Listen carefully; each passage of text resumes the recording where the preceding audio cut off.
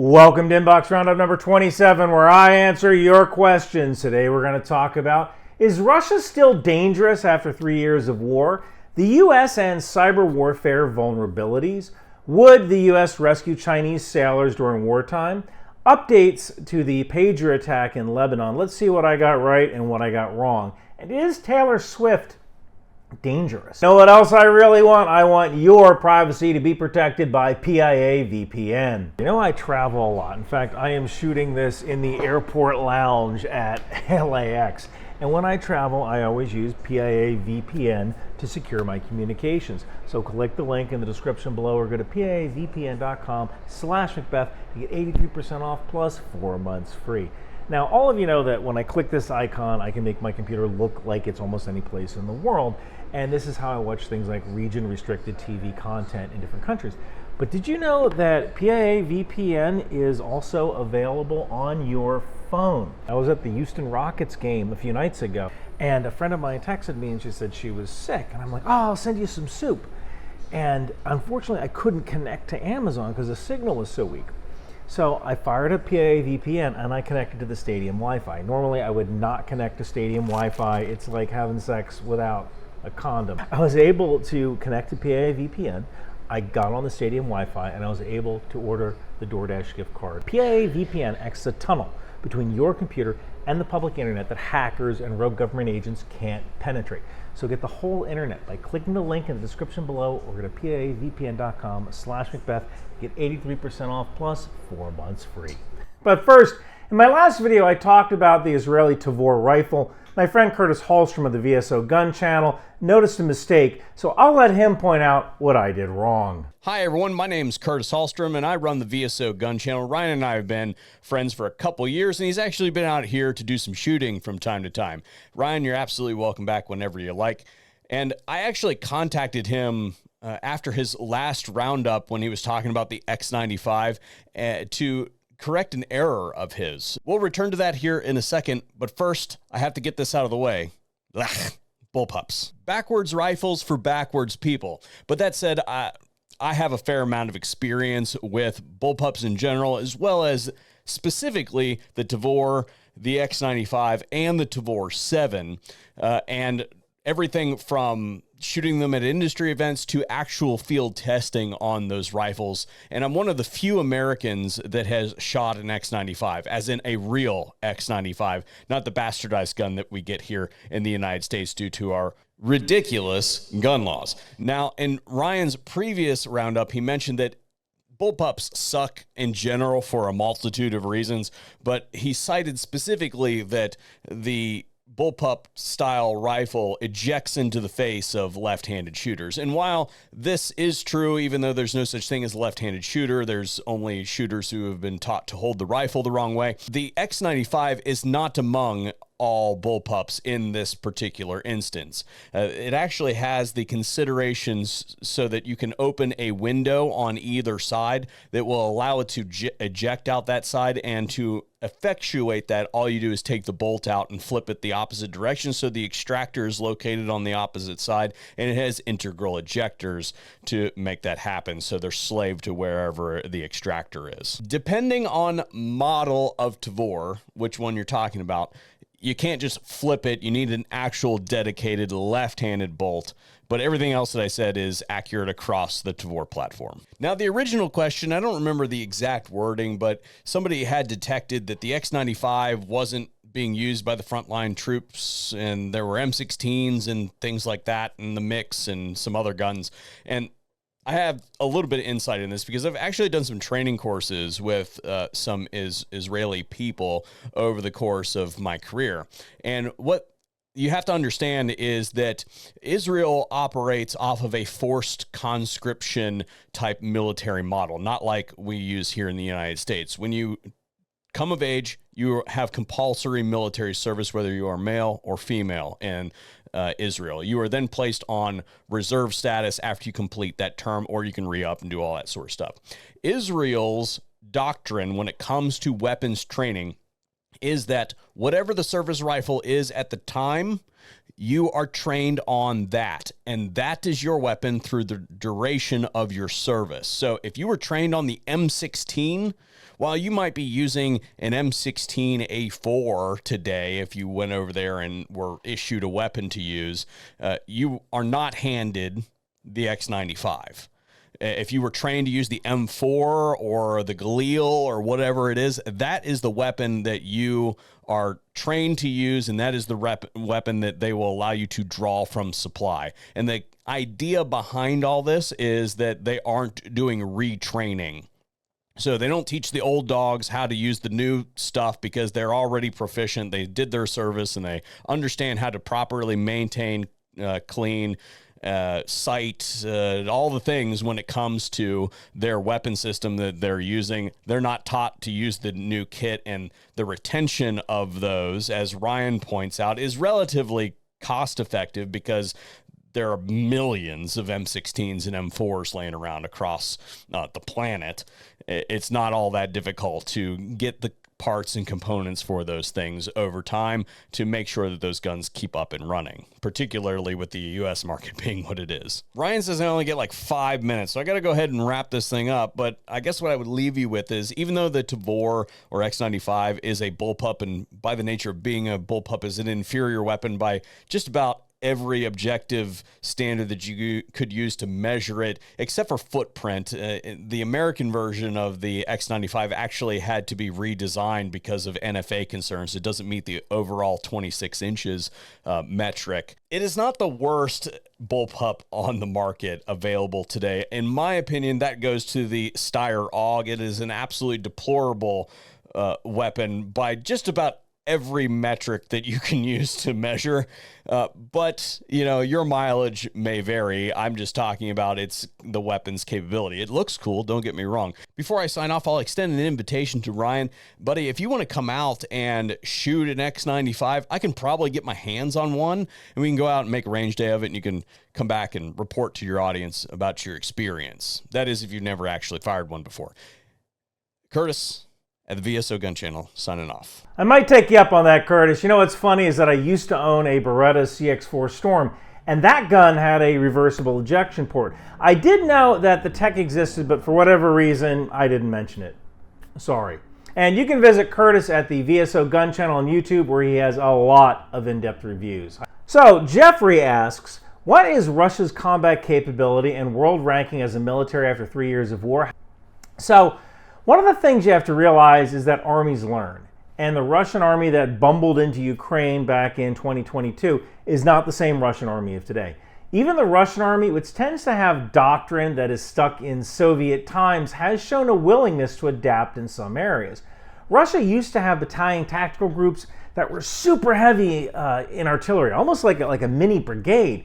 But it didn't really work well in practice because they didn't have enough trucks to keep their guns supplied. So they pulled all the guns out of the battalions and put them back into artillery regiments.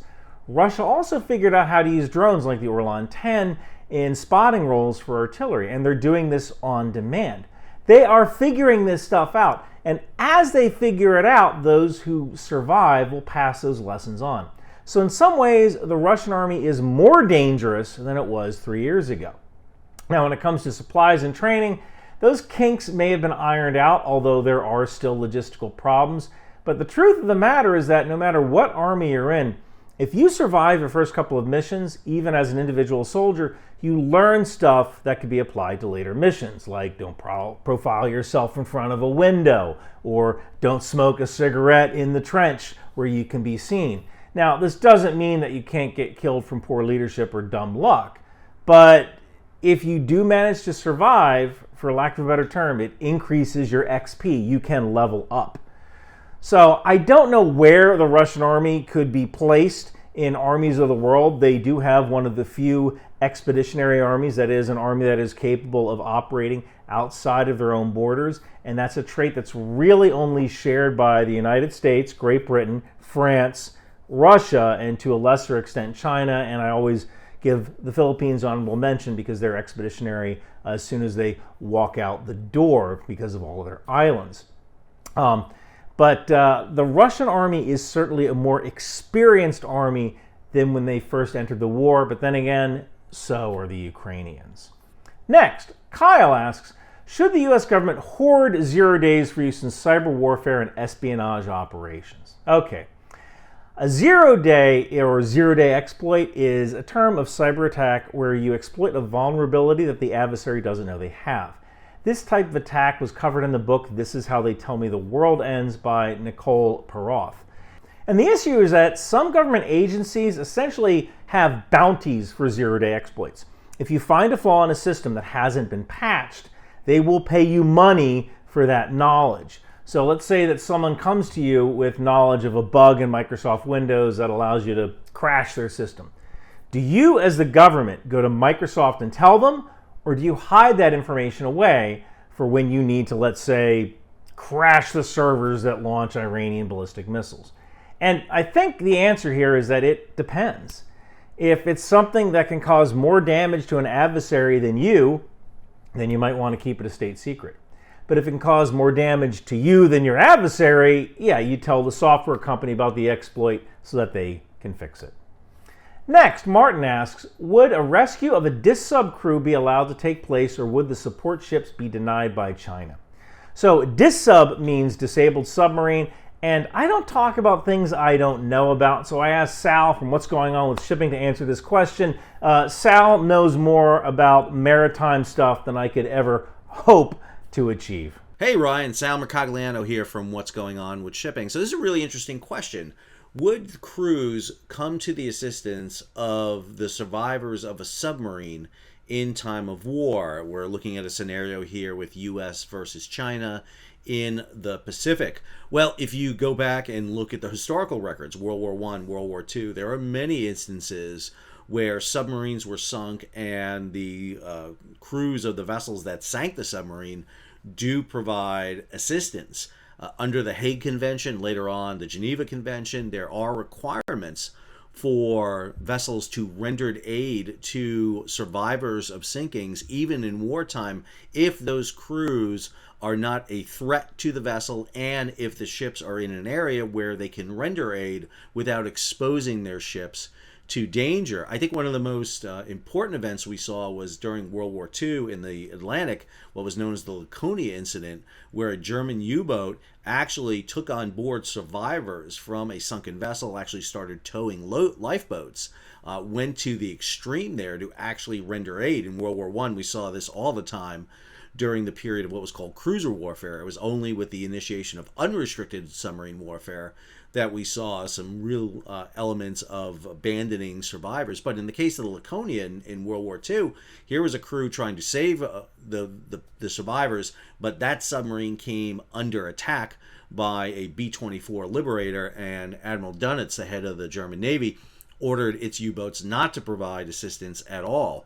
There were some horrific events that happened in the Indian Ocean and the Pacific with Japanese submarines taking on board survivors of sunken ships and killing the survivors on board. And then also we had some examples of U.S. submariners killing survivors coming off troop ships so that those troops would not land ashore.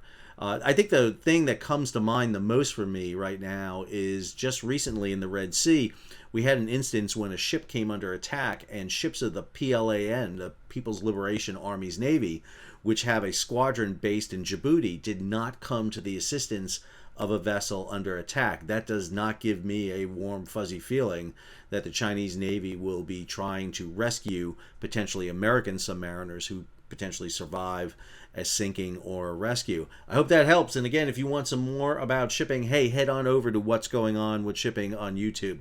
Thanks, Ryan. Good talking to you guys. Sal runs the YouTube channel What's Going On with Shipping, and you can find that link below. Next, Itamar asks, it looks like Israel used PETN sandwiched between two batteries for their Hezbollah pager attack. Does this change your mind? So when Israel launched their pager and then later their radio attack against Hezbollah militants, I at first didn't believe that Israel used an explosive. They somehow figured out how to make the battery the explosive. And whenever I'm wrong about something, I usually correct myself. Actually, I always correct myself. So, as it turns out, there's an article from Reuters which came out, which said that the pagers which blew up in the hands of Hezbollah supposedly had a layer of explosives which was sandwiched between two batteries inside of a battery housing. and the detonator was supposedly a thin, flammable strip, instead of your standard blasting cap type detonator. Now, originally I said I didn't think that an explosive was used, that Israel had done something to the battery. So if the article is right, they certainly did something to the battery. They put an explosive in it.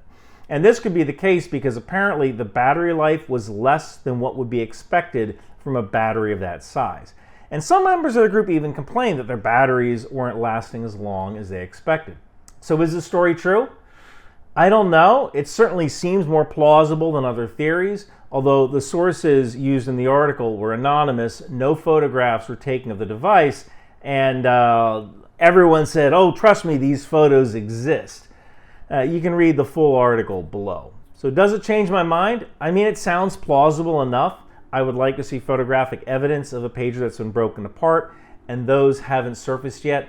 Odds are any surviving pagers that didn't have a battery life in them, or whatever, for whatever reason the guy didn't turn it on that day, odds are those are in Iran right now. And Iran is looking at them going like, hey, all right, how does this thing work? Maybe we can reverse engineer this thing. Or they're trying to figure out how Israel actually did it.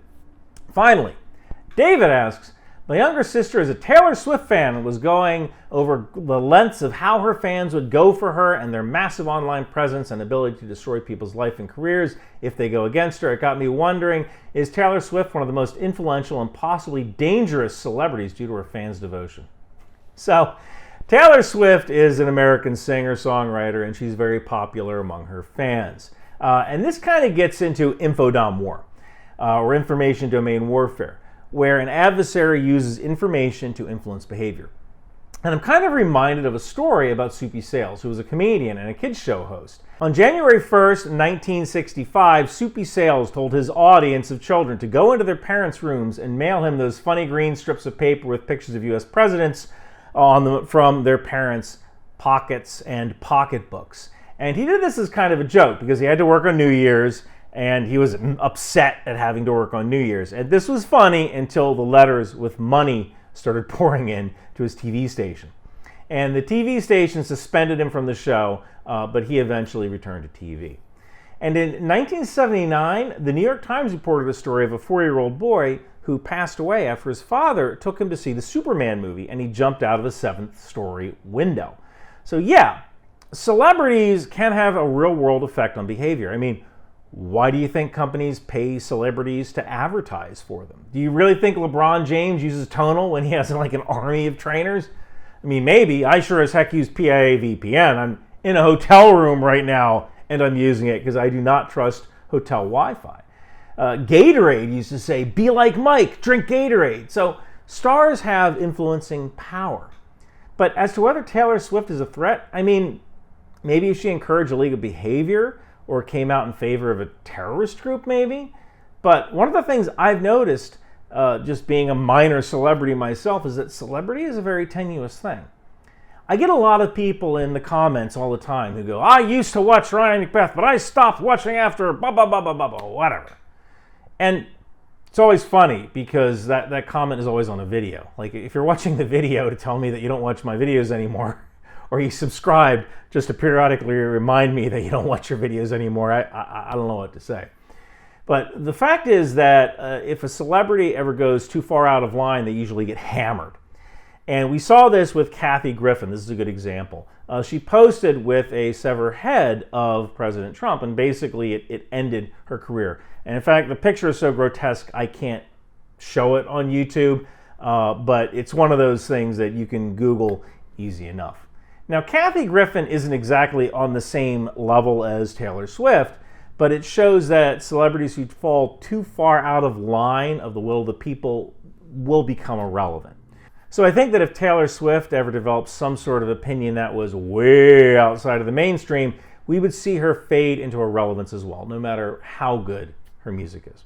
Hey, if you want to support the channel, I have an awesome new Christmas sweater. An American F-22 and a Canadian CF-18 guarding Santa on his night ride on Christmas Eve. It's an awesome choice if you want to wear something really cool to your office Christmas party. And thank you guys so much for watching. Oh no! 'Tis the office Christmas party, and I have nothing to wear. Hey kid, what's going on? Think tank! Office Christmas parties can be tough, but a Christmas sweater from Bunker Branding can make it better.